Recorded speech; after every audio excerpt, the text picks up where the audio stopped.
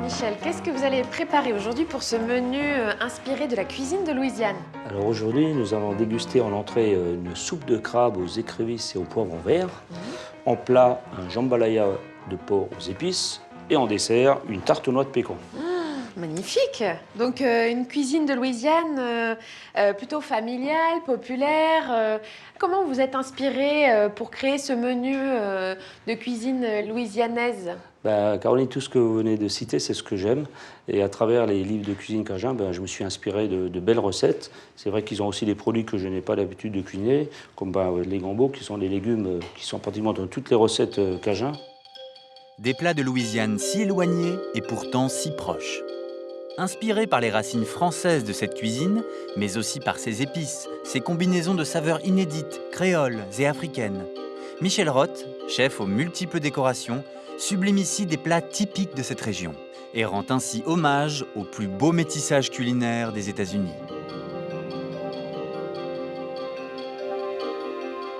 Michel, pour ce menu inspiré de la cuisine de Louisiane, par quelle étape on va commencer? On va commencer par le jambalaya de porc, parce qu'il y a pas mal de préparation. Donc le jambalaya, c'est ce plat inspiré de la paella espagnole, donc paella créole, avec des influences cajun, africaines. On va voyager ce soir. Ah oui, beaucoup dans nos cocottes. Aussi métissée que sa population, la cuisine de Louisiane est le reflet de sa riche et tumultueuse histoire. Les explorateurs français découvrent la vallée du Mississippi à la fin du XVIIe siècle et la nomment Louisiane en l'honneur de Louis XIV. C'est alors un vaste territoire qui s'étend sur tout le bassin du Mississippi, des Rocheuses jusqu'au golfe du Mexique. Avec son long fleuve et son ouverture sur les mers, ce territoire est convoité. De colonie française, il deviendra pour partie espagnol et britannique. Puis amputé de la rive orientale du fleuve, de nouveau français, avant d'être vendu en 1803 par Bonaparte à la Jeune Union.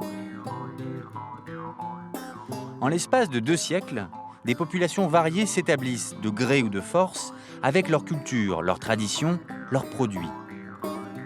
Les Français, mais aussi les Cajuns ou Acadiens, ces Français du Canada chassés par la couronne d'Angleterre, apportent leurs recettes. Les esclaves africains et les créoles des Antilles viennent avec des ingrédients nouveaux. Si bien que les spécialités gastronomiques de la région sont le résultat de ce métissage, comme le fameux jambalaya, dont l'origine exacte se perd dans ses influences nombreuses, mais dont le seul nom fait voyager.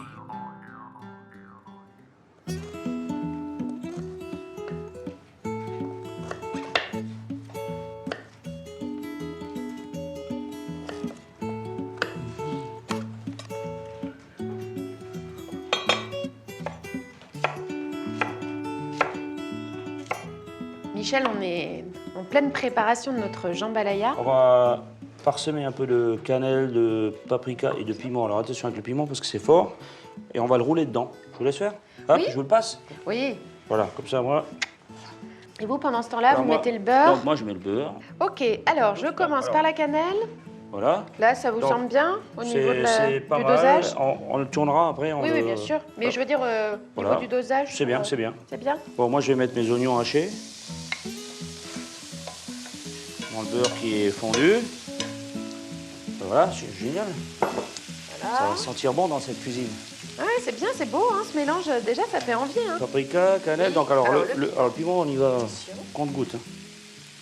C'est bien parce que Oui, ça s'étale bien. Je pense que de l'autre côté, la même chose. La et même c'est chose parfait. D'accord. Donc, moi, j'ai mis de l'ail haché là, dans mon poêlon. Hum. Donc, je fais bien suer, donc je fais bien fondre. Hein. Voilà. Je vous amène la Oui. viande comme ça dans son plat Oui. directement. Hein. Oui, oui. Là, je vais rajouter Les patates les douces. patates douces coupées par Caroline. Bon, là, du coup, je vous fais travailler là. Donc oignons, Moi, ail, pendant ce temps, je mets de l'huile dans un poêle. Là. fondu au beurre et les patates douces. Bon, je vais colorer votre filet de porc. Alors, attention, c'est quand même toujours faire attention de ne pas... Donc les gombos, Michel, on va les ajouter après les patates douces. Donc les gombos sont des légumes Alors, c'est des légumes originaires d'Afrique, il me semble, oui, et, oui, oui. et arrivés avec les... qui ressemblent un peu à des, je sais pas, des petits cornichons, des petites courgettes, je sais. C'est pas qu'ils n'ont pas très de goût, c'est un légume qui est gluant quand on le cuit. Et souvent, il faut quand même le marier justement avec de l'ail, des épices, de la tomate, parce qu'ils ont besoin d'être relevés. Mais par contre, en texture, c'est assez original. En France, on connaît un peu moins cet effet Oui, de texture gluante, finalement. On l'a moins. On a moins. On n'a pas Hein. tellement des légumes qui ont cette texture. Non. C'est pour ça que c'est intéressant de les cuisiner. Je ne sais pas si vous voyez déjà de temps en temps, on voit comme un petit fil. Oui. Bah, c'est Oui. ça. En fait, c'est de ce côté gluant du J'ai l'impression de voir du gombo. fromage un peu Ouais, fondu, mais... Voilà, exactement. dingue. Le riz roux. Pendant ce temps, C'est le joli, filet de porc, il y a faut l'huile qui pas prend la qu'on- couleur des épices dans faut la... qu'on oublie. Alors, dans le alors, feuilleton. je ne sais pas si vous avez vu, faut te saisir, mais pas non plus trop. Oui. Pour il faut qu'il cuise aussi. Qu'il C'est colore, bon, hein. qu'il colore et justement que ça fasse torréfier, comme on disait, les épices. Ouais, ça prend une très belle couleur. Hein. Donc là, on est pas mal. On va pouvoir verser le bouillon. C'est un bouillon de volaille, mais déjà tomaté, parce qu'ils utilisent aussi pas mal de tomates. Là, on mélange et après, on goûte. Ça va, on sel, le petit jus, on laisse comme ça. C'est vous qui Un petit dites. peu plus de sel, non? Voilà. Ouais. Vous êtes d'accord? En fait, quand je l'ai dit, je le pensais déjà fort, mais là, maintenant. Ah bah, je vous ai entendu le penser, alors. Voilà. Hop. Bon, voilà, impeccable. Voilà, on laisse le couvercle et là, on s'occupe de notre filet. Là, il est Il est bien cuit, à votre avis? Un peu rosé, il quand est un même, peu à rosé, l'intérieur? on va le laisser reposer. Franchement, je ne sais pas ce que vous en pensez, mais je peux pas attendre, moi j'ai envie de goûter. Et vous? Oui, aussi. Bah oui. Allez, on goûte. Oh là là, la cuisson. Moi, j'aime bien rosé, hein, j'avoue. Ah, c'est chaud. Alors, voilà. Merci. C'est trop haut? Non, non, non, c'est bien. Le temps, là ça vient juste après. Hein. Cannelle, paprika. Donc là, on est bien pour cette recette, donc on va passer à l'entrée. Oui. On va s'occuper de la soupe de crabe aux écrevisses. On y va.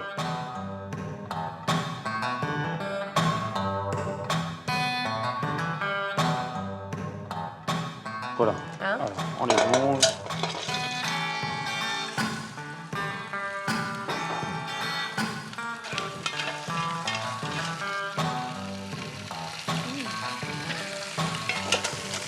Et casser pour faire sortir tout le jus. En fait, ce qui est important, c'est la soupe. Hein. Oui. C'est pas, là, c'est vraiment pas la chair qui est importante. C'est pour ça qu'on a pris des petits crabes. Oula. Hop, ouais, bah, faut donner des petits coups comme ça, petits coups secs. Voilà, on est bien là. Le bouquet garni, la Sainte Trinité. Voilà, d'oignons, poivron vert, céleri. Céleri. Ça, c'est primordial.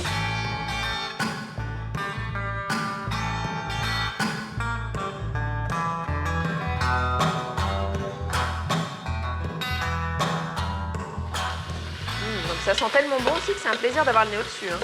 On va attendre encore une petite minute et ensuite on va flamber. Oui. Voilà, petit coup de flambage. Allez, un petit coup en plus. Hop. Ah ouais. C'est beau, hein? Ah, oui, il faut peut-être enlever la spatule. D'accord. Voilà. Et là, vin blanc, Oui. déglacé au vin blanc sec. Là, on en met un bon fond. Et là, on laisse réduire pour enlever l'acidité Oula, et j'ai pris l'alcool. un retour d'alcool dans Ah les oui, oui. yeux. Ah. Ouais, c'est... Et là, on va mettre notre bouillon de ce matin, du bouillon des écrevisses. Hein, Oui, c'est celui-ci.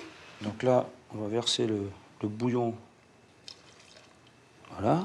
Parce que dans notre entrée, dans cette soupe de crabe, il y aura aussi des écrevisses qui seront servies dans l'assiette à soupe. Donc ce matin, j'ai pris des écrevisses qui étaient vivantes, je les ai châtrées, donc je leur ai enlevé le boyau et je les ai versées dans un bouillon fait avec bouillon de volaille et tomates en ébullition. Je les ai versées dedans, j'ai attendu 2 minutes.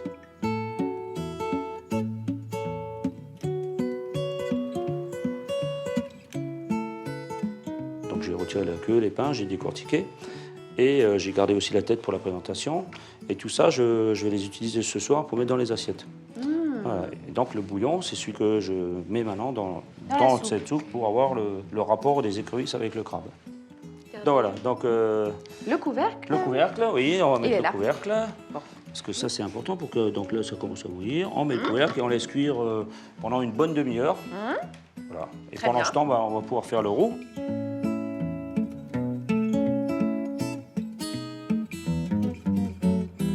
Alors, une bonne dose de beurre. Donc une bonne dose de beurre pour faire le roux. Alors, normalement, Un roux classique, c'est le beurre est fondu, on met la farine. Là, on va le faire colorer, meunière. Voilà. Et donc, il y a autant de beurre que de farine. Hein. Puis, Et ça, vous allez l'ajouter directement dans la soupe, telle quelle? on va d'abord passer la soupe au chinois. Oui. Et ensuite, on va la lier au fur et à mesure Ah, d'accord, oui. pour la passer au chinois. Hein Oui, qu'elle soit toutes plus- les impuretés. qu'il n'y ait plus rien dedans. Quoi. Oui.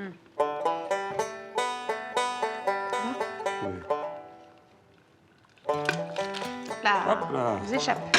Donc ça, on va l'enlever. Caroline. Super, on a bien passé la soupe. Donc là, je reviens à mon roux. Voilà, qui là, c'est bien mélangé. Hein, les gars, on va verser la soupe sur le roux. On le fait progressivement, en fait. Comme ça. Encore. Dernier petit coup. Et c'est bon. Je pense que la liaison, elle est pas mal. Donc on va mettre un peu de tabasco. Ouais, je pense qu'on peut en mettre un peu plus. 4, ouais. Hop. Voilà.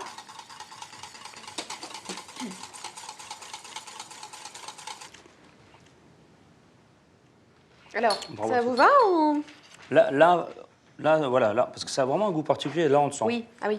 On le sent. Alors, ce que je vous propose, Caroline, c'est qu'on le laisse comme ça. On la laisse comme ça, cette soupe. Il me reste à faire la julienne de poivron vert pour la dresser. Formidable. On va pour la Oui. dresser. Voilà, génial.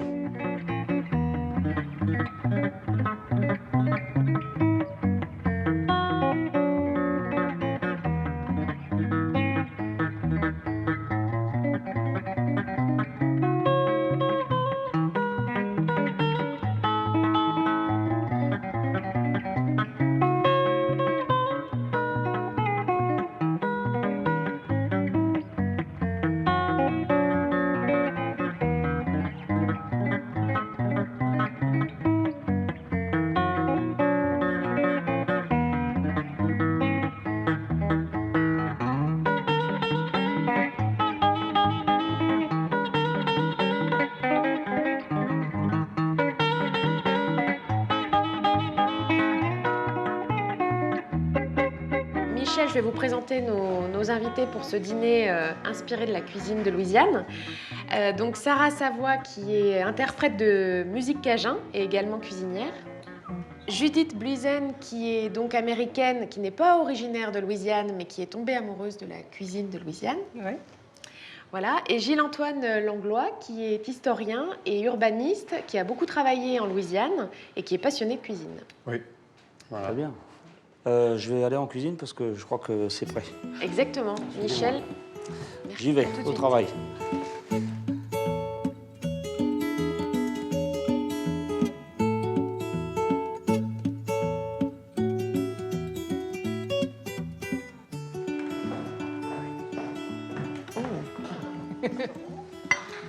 Merci. Donc, je vous ai préparé une soupe de crabe avec des écrevisses et des poivrons verts. Donc, on a lié avec un roux. On a utilisé le bouquet garni, le La Sainte Trinité. Sainte Trinité. Ah oui, vous connaissez la Trinité en Oui. plus. Ah oui, donc c'est poivrons, céleri, oignons, c'est ça, hein? Je dis Ça pas de dépend où bêtises. on est. Ah, voilà, encore une À fois la pareil. Nouvelle-Orléans, c'est Ça avec dépend. le céleri et chez moi, c'est oignon, poivron et ail. Ah, c'était Oh, bien. ça sent bon. Ça sent bon. Ça sent bon. C'est vrai. Ah wow. C'est vrai que le roux donne cette onctuosité à la Tu soupe. velouté comme ça. Ouais, ce côté velouté, ouais, Oui, c'est très oui. bon. Ah, c'est délicieux. Et le roux, justement, il est très présent dans la cuisine cajun. Depuis toujours, oui, c'est sûr. On a même des anecdotes comme vous êtes peut-être cajun si. Et il y a une réponse si le berceau préféré de votre enfant commence avec d'abord, tu cuisines un roux. Oui, c'est le début de toutes les recettes cajun. First, you make a roux. Ah ouais, donc, Ouais, ouais. Gilles-Antoine, historiquement, le roux est apparu à... Les créoles employaient déjà le roux avant l'arrivée des Acadiens en Louisiane, c'est-à-dire vers 1764-65. Mais c'est intéressant là de dire la différence entre les créoles et les cajuns en plus. Parce que les créoles, chez moi, en Louisiane, ça peut être des Français, ça peut être des Espagnols. Et ça peut être n'importe qui. C'est pas comme couleur de peau ou si on vient des îles, un créole ou quelque chose comme ça. Parce que c'était juste les gens qui qui était là pour coloniser la Nouvelle-Orléans pour la France. Le créole, en fait, sa famille n'est pas d'origine louisianaise, mais il est né en Louisiane. Oui. Alors c'est très différent des Cajuns. Culturellement, ils se distinguaient beaucoup des autres parce qu'ils vivaient à la campagne. Oui. C'est eux qui vont accommoder le raton laveur. Chez moi, bon, c'est plutôt écureuil et lapin et tout ça, mais on ne mange pas des ratons laveurs. Et de temps en temps, on a mangé des écureuils. Et là, c'est super bon. Et c'est à quel goût, du coup? Ça se rapproche de quelle viande? Un peu comme un lapin, comme un petit ouais, c'est lapin. ça, Oui.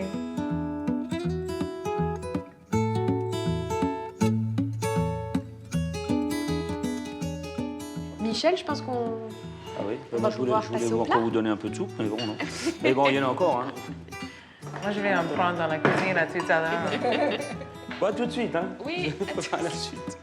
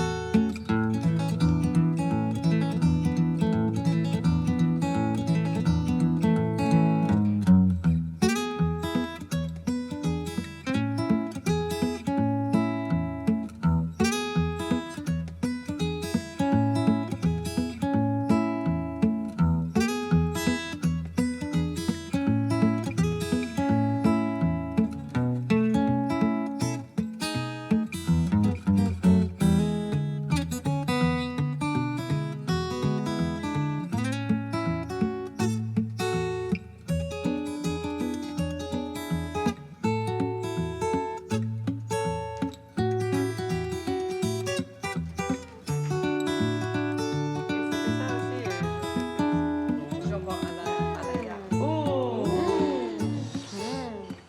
Donc, on appelait ça, nous, jambalaya de porc aux épices, Oh, ça sent. Ça sent très bon, hein? avec un filet de porc aux épices, vous voyez. Et là, on retrouve les fameux gambos, c'est ça? Gambos. Ça, j'en ai mis une sur le côté de l'assiette pour vous faire honneur. Donc, Oui. c'est ça. Bon appétit. Merci. Oh, mais merci. Merci. Il y a de la sauce, hein, si vous voulez en prendre. Et on a mis du tabasco.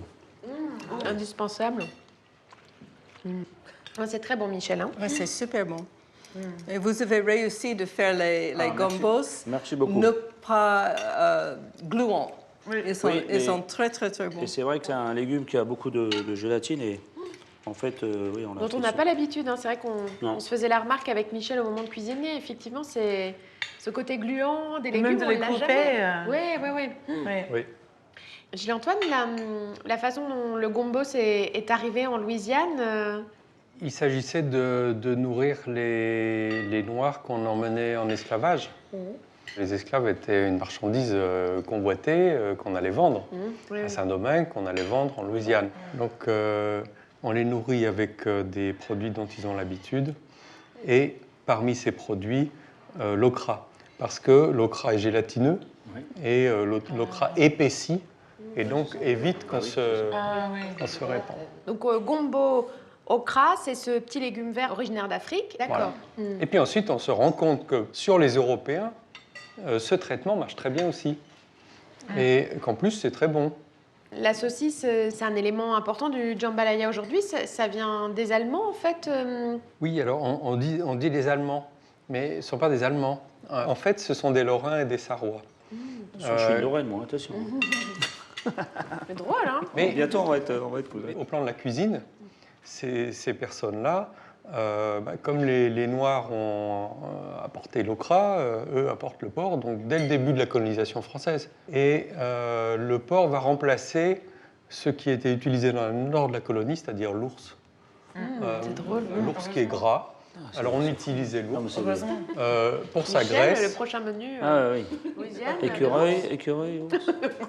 Raton laveur, Non, mais pas très digeste. Oui, mais c'est- Comme souvent, quand on s'installe quelque Bien part, sûr, on bien sûr. commence Oui, bien sûr. par faire avec ce qu'on trouve sur place. Et puis ensuite, on essaye de faire venir la dinde est venue des États-Unis. oui, c'est ça, oui.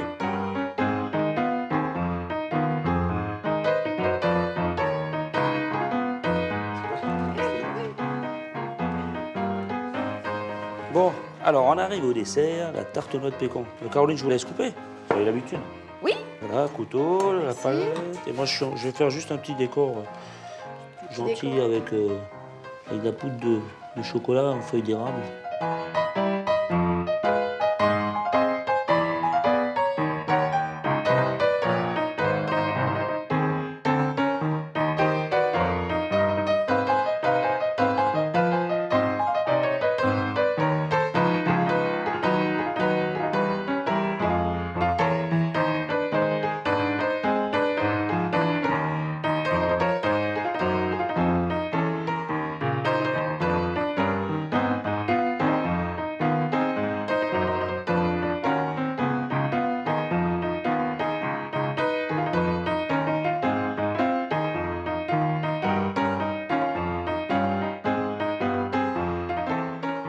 Tarte noix de pécan avec bien sûr du sirop d'érable. Sirop d'érable, C'est pour ça que j'ai oui. fait la fête. Et crème vanillée. Donc, Alors j'ai préparé dans un moule, j'ai mis de la pâte sucrée hein, avec juste une belle épaisseur. Ensuite j'ai rangé bien harmonieusement mes noix de pécan et j'ai fait un appareil avec des œufs, du sucre, de la vanille que j'ai gratté. Du sirop d'érable et un tout petit peu de farine. Voilà, j'ai bien mélangé tout ça, j'ai versé dans la tarte et au four pendant 20 minutes à environ 180 degrés. Voilà, donc démoulé, coupé en parts, un petit peu de sirop d'érable pour la faire briller et de la crème chantilly en quenelle. C'est marrant parce que j'utilise presque la même recette de chez moi, mais c'est pas si joli. Mais moi, je les jette dans la pâte. Oui, c'est sûrement très bon aussi. Il y en a C'est pas, vraiment, hein, c'est vraiment Eh Je oui, suis c'est vrai content que qu'elle c'est me dise élégant. que c'est pratiquement la même recette, ça veut dire que je suis pas loin de... Vous êtes dans le vrai. Non, non, mais Voilà. c'est vrai, oui.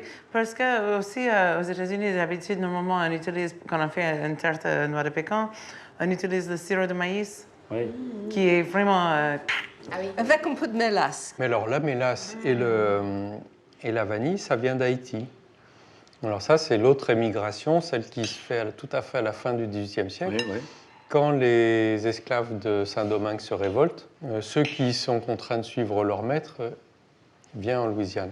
Les maîtres vont créer des journaux et des théâtres, mais les esclaves vont créer une population noire qui sera à l'origine de cette population noire libre. Et certains vont devenir des compositeurs de musique comme Basile Barès, des écrivains comme Edmond Dédé, qui est l'un des nègres d'Alexandre Dumas.